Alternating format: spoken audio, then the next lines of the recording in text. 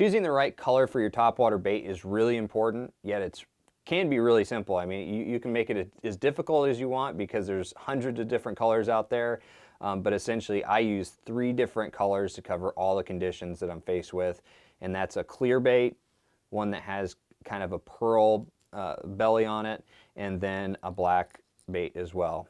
Remember that the fish is really just seeing the bottom of the topwater bait, and anything above the water line, really the fish aren't seeing much. So you need to focus on the color of the bottom more than anything. And for the clearest water situations and where I'm facing fish that are schooling on fish like shad on the surface, that's where the clear one's going to come into play. It's really good during sunny conditions, and when you've got just a little bit of chop on the water, it has that real subtle profile, looks just like a bait fish trying to escape a bass on the surface. With the pearl bottom, I like this one. It still imitates a bait fish, a shad, or even a bluegill real well, and I use that in a little bit dirtier water and in cloudier conditions. It still has a really good bait fish profile on the surface.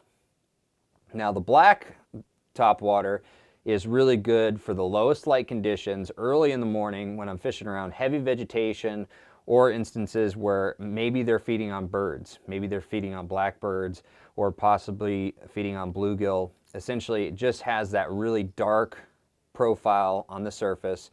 It just looks like something struggling on the surface, and I catch a lot of big fish with a black topwater bait. So those are my 3 primary colors that I use in all conditions.